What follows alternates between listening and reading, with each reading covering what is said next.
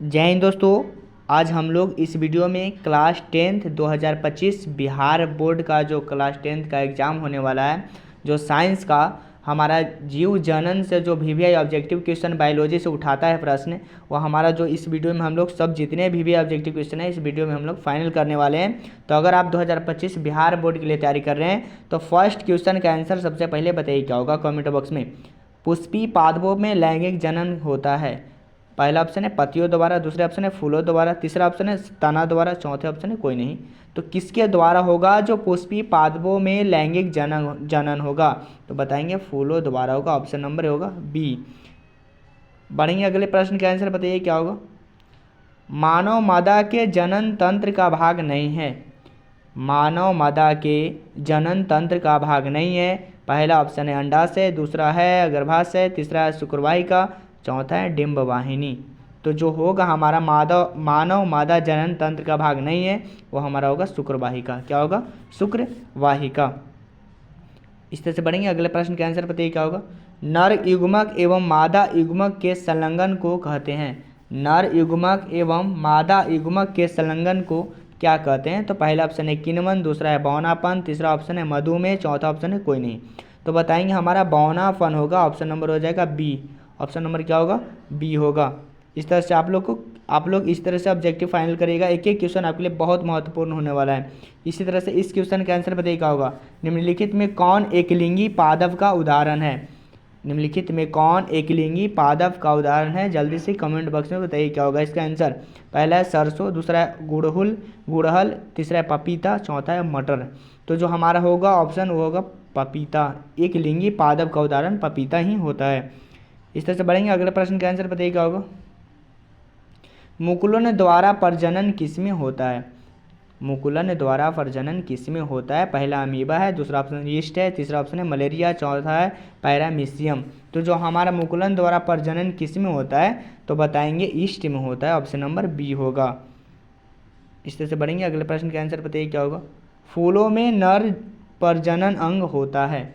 फूलों में नर प्रजनन अंग होता है। पहला ऑप्शन पुंकेसर है, दूसरा है अंडप, तीसरा है वर्तिकाग्र, चौथा है वर्तिका। तो जो हमारा फूलों में नर प्रजनन अंग होता है वो हमारा पुंकेसर ही होता है। ऑप्शन नंबर ए होगा। इस तरह से बढ़ेंगे अगले प्रश्न का आंसर बताइए क्या होगा। द्विविखंडन होता है। द्विविखंडन होता है। पहला ऑप्शन अमीबा में होता है कि दूसरा ऑप्शन है पैरामीशियम, तीसरा है लिस्मैनिया, चौथा इनमें से कोई नहीं। तो द्विखंडन जो होता है वो हमारा अमीबा में होता है, ध्यान रखिएगा। इस तरह से बढ़ेंगे अगले प्रश्न का आंसर बताइएगा होगा।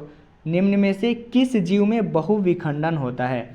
निम्न में से किस जीव में बहुविखंडन होता है? पहला अमीबा है, दूसरा हाइड्रा है, तीसरा ऑप्शन है मलेरिया परजीवी, चौथा ऑप्शन है ईस्ट। तो जो हमारा जीव में बहुविखंडन होता है वो अमीबा होता है। क्या होता है? अमीबा। इस तरह से बढ़ेंगे अगले प्रश्न का आंसर बताइए क्या होगा। ब्रायोफाइलम के कौन से भाग में कायिक प्रवर्धन होता है? ब्रायोफाइलम के कौन से भाग में कायिक प्रवर्धन होता है? पहला ऑप्शन है पत्तियां, दूसरा ऑप्शन है जड़, तीसरा ऑप्शन है तना, चौथा ऑप्शन है फूल। तो हम बताएंगे कि पत्तियां हमारा होगा जो बायोफाइलम के भाग में कायिक प्रवर्धन लाएगा। इस तरह से बढ़ेंगे अगले प्रश्न के आंसर बताइए क्या होगा। मानव मादा में निषेचन होता है। पहला ऑप्शन गर्भाशय है, दूसरा अंडाशय है, तीसरा योनि है, चौथा फैलोपियन नालिका में होगा। किस में होगा बताइए? तो फैलोपियन नालिका में ही होगा। ऑप्शन नंबर डी होगा। इस तरह से बढ़ेंगे अगले प्रश्न का आंसर बताइए क्या होगा। तने द्वारा कायिक प्रवर्धन होता है। पहला ऑप्शन है पुदीने में, दूसरा हल्दी में, तीसरा ऑप्शन है अदरक में, चौथा इनमें से सभी। तो तने द्वारा जो कायिक प्रवर्धन होता है ना वो सभी में होगा। ऑप्शन नंबर डी होगा। इस तरह से बढ़ेंगे अगले प्रश्न के आंसर बताइए जल्दी से कमेंट बॉक्स में अगर आपको आता है तो। अगर जितने लोग 2025 बिहार बोर्ड के लिए तैयारी कर रहे हैं उन सभी लोगों के पास एक बार इस वीडियो को शेयर जरूर करिएगा, क्योंकि वो भी अपना अगर 2025 बिहार बोर्ड के लिए तैयारी कर रहे हैं तो इस वीडियो को अवश्य देखें, आपके लिए बहुत महत्वपूर्ण होने वाला है। खंडन द्वारा जनन होता है। तो खंडन द्वारा जो जनन होता है किसमें होता है? मेढक। पहला ऑप्शन मेढक है, दूसरा सितारा मछली में, तीसरा ऑप्शन है टीडे में, चौथा ऑप्शन है कौवे में। तो हमारा जो होगा वो हमारा सितारा मछली में होगा। खंडन द्वारा जनन होता है जो सितारा मछली में होता है, ध्यान रखिएगा। इस तरह से बढ़ेंगे अगले प्रश्न के आंसर बताइए क्या होगा। कायिक प्रवर्धन संभव है। कायिक परिवर्तन संभव किस में है? पहला ऑप्शन है जड़ द्वारा, दूसरा ऑप्शन है तना द्वारा, तीसरा ऑप्शन है पति द्वारा, चौथा उपरोक्त सभी द्वारा। तो जो हमारा इसका ऑप्शन होगा उपरोक्त सभी द्वारा ही होगा। इस तरह से बढ़ेंगे, अगले प्रश्न का आंसर बताइए क्या होगा। तने पर अपस्थानिक कलियां पाई जाती है। तने पर अपस्थानिक कलियां जो पाई जाती है वो किस में पाई जाती है? पहला ऑप्शन है पुदीने में, दूसरा ऑप्शन है आलू में, तीसरा है ब्रायोफिलम में, चौथे इनमें से सभी है। तो जो होगा वो हमारा आलू में होगा, ध्यान रखिएगा, ऑप्शन नंबर बी होगा। इस तरह से बढ़ेंगे, अगले प्रश्न का आंसर बताइए क्या होगा। मुकुलन द्वारा अलैंगिक जनन होता है। पहला ऑप्शन है हाइड्रा, दूसरा है मटर, तीसरा है सवाइल में, तीसरा है चौथा ऑप्शन है प्लाज्मोडियम में। तो मुकुलन द्वारा जो अलैंगिक जनन होता है वो बताएंगे हाइड्रा में ही होता है। किस में होता है? हाइड्रा में। इस तरह से बढ़ेंगे, अगले प्रश्न का आंसर बताइए क्या होगा। अलैंगिक जनन मुकुलन द्वारा होता है। एसेक्सुअल रिप्रोडक्शन इसको इंग्लिश में बोलेंगे। अलैंगिक जनन मुकुलन द्वारा होता है। पहला ऑप्शन है अमीबा में होगा, कि दूसरा ऑप्शन ईस्ट में है, तीसरा ऑप्शन प्लाज्मोडियम में है, चौथा लेशमानिया में है। तो जो इसका आंसर होगा वो ईस्ट में होगा, ध्यान रखिएगा, अलैंगिक जनन। इस तरह से बढ़ेंगे, अगले प्रश्न का आंसर बताइए क्या होगा। निम्न में कौन मानव में मादा जनन तंत्र का भाग नहीं है? कौन है जो मानव में मादा जनन तंत्र का भाग नहीं है? पहला अंडाशय, दूसरा गर्भाशय, तीसरा शुक्रवाहिका, चौथा ऑप्शन डिम्बवाहिनी। तो हम लोग का इसको आंसर क्या, मानव में मादा जनन तंत्र का भाग नहीं होगा, वो शुक्रवाहिका होगा। कौन होगा? शुक्रवाहिका। इस तरह से बढ़ेंगे, अगले प्रश्न का आंसर बताइए क्या होगा। पराग कोष में होते हैं। तो पराग कोष में पहला ऑप्शन है बाह्यदल होता है, दूसरा ऑप्शन है अंडाशय, तीसरा ऑप्शन है अंडक, चौथा ऑप्शन है परागकण। तो पराग कोष में जो होगा ना वो हमारा परागकण होगा, ऑप्शन नंबर डी होगा। इस तरह से बढ़ेंगे, अगले प्रश्न का आंसर बताइए क्या होगा। गतिशील जनन कोशिका को नर युग्मक तथा जिस जनन कोशिका में भोजन का भंडार संचित होता है उसे क्या कहते हैं? पहला जननांग, दूसरा ऑप्शन है उभयलिंग, तीसरा ऑप्शन है परागकण, चौथा ऑप्शन है मादा युग्मक। बताइए कौन सा होगा? तो हम लोग बताएंगे मादा युग्मक होगा। क्या होगा? मादा युग्मक। इस तरह से बढ़ेंगे, अगले प्रश्न का आंसर बताइए क्या होगा।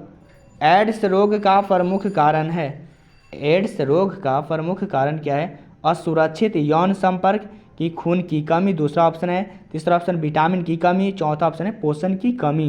तो जो हमारा होगा असुरक्षित यौन संपर्क होगा, ध्यान रखिएगा, इस आपके लिए बहुत इंपॉर्टेंट क्वेश्चन होने वाला है। अब बताइए इस क्वेश्चन का आंसर क्या होगा। पंखुड़ियों का रंग अधिकतर कैसा होता है? पहला ऑप्शन है पीला, दूसरा हरा, तीसरा लाल, चौथा सफ़ेद। तो पंखुड़ियाँ का जो रंग होता है ना वो बताएंगे हरा होता है। कैसा होता है? हरा।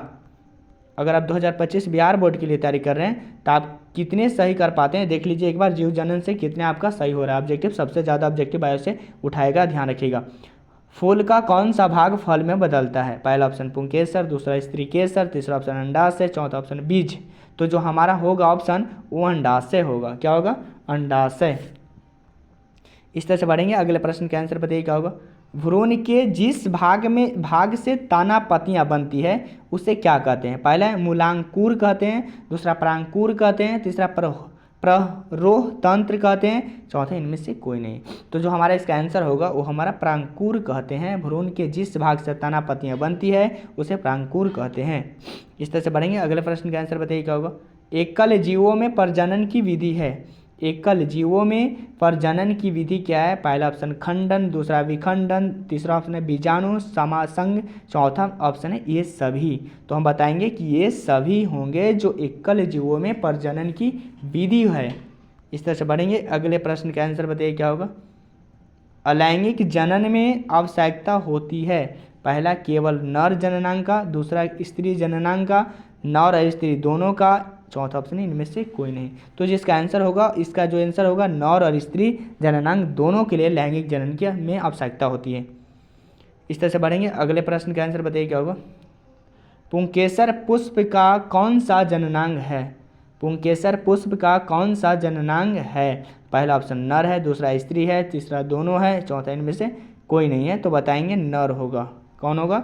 नर। इस तरह से बढ़ेंगे, अगले प्रश्न का आंसर बताइए क्या होगा। पुष्पों में यौवनारंभ के लक्षण हैं। पुष्पों में यौवनारंभ के लक्षण किसमें होते हैं? दाढ़ी एवं मूछ का उगाना, दूसरा ऑप्शन है कंठ का फूटना, चौथा है मांसपेशियों में उभार आना, तीसरा ऑप्शन है मांसपेशियों में उभार आना, चौथा ऑप्शन है इनमें से सभी। तो बताएंगे कि इनमें से सभी होगा जो पुरुषों में यौवनारंभ के लक्षण होंगे। इस तरह से बढ़ेंगे। अगले प्रश्न का आंसर बताइए क्या होगा। स्त्रियों में यौवनारंभ के लक्षण हैं स्तनों की वृद्धि, नितंबों का उभरना, रजोधर्म का रंग, ये सभी। तो बताएंगे ये सभी के कारण यौवनारंभ होता है, ये लक्षण बताता है। इस तरह से बढ़ेंगे। अगले प्रश्न का आंसर बताइए क्या होगा। मनुष्यों में नर जननांग निम्नलिखित में कौन से हैं। पहला वृषण है, दूसरा शुक्रवाहिका है, तीसरा मूत्र मार्ग है, चौथा इनमें से सभी है। तो हम लोग बताएंगे कि इनमें से सभी होगा। हाँ